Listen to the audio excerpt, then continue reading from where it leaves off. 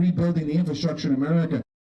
With just 2 days to the midterm elections, that Democrat is clearly in denial. That is Treasury Secretary Marty Walsh hitting the campaign trail, insisting that record high inflation has nothing to do with the current administration, even praising its accomplishments. Here to react, currently House Minority Leader Kevin McCarthy, by all accounts, according to our Fox News power rankings, soon to be Speaker-elect Kevin McCarthy. Before we get to the political side of this, their closing argument is to pretend like inflation doesn't exist or say it was created somewhere else. Yeah, I mean, that Labor Secretary just shows why they should all be replaced. Because you know what's interesting? Even Larry Summers, a former Secretary of the Treasury, a Democrat, warned them not to pass the American Rescue Plan, otherwise inflation will take off. Steve Ratner, a Democrat economic advisor to Obama, calls it the original sin of inflation. And then what's really happened to all of Americans, the real question is, could you afford to give up 1 month of your wages? 95% of Americans would say no, but that's exactly what's been taken from you, because 1 month is 8.3% of your overall year's salary, and that's what inflation is. So they left you 12 months of bills with only 11 months of wages to pay for it, and then they're denying they even did it. And Joy Reid is saying you taught voters that word, how dare you?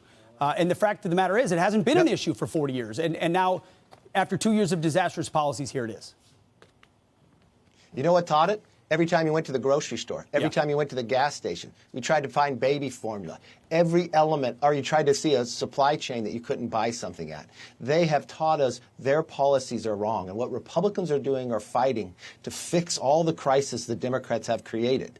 And we've got a lot to fix, and we've got a lot of work to do. That's why we need you for the next 2 days to get out there and vote. Well, Mr. Minority Leader, there's no doubt, we were just talking about this at break, you've recruited a ton of candidates, many from different backgrounds that are running great races in what looks like a strong year. Should you take the majority in 2 days? You know this, I know this. Republicans want to fight. They want representatives in the House that will fight for them. What do Republicans want to accomplish if you win the majority and you have the gavel?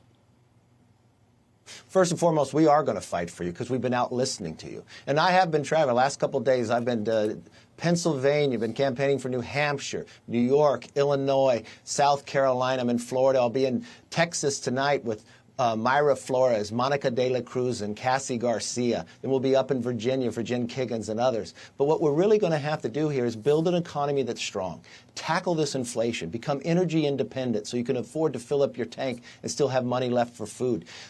Secure that border.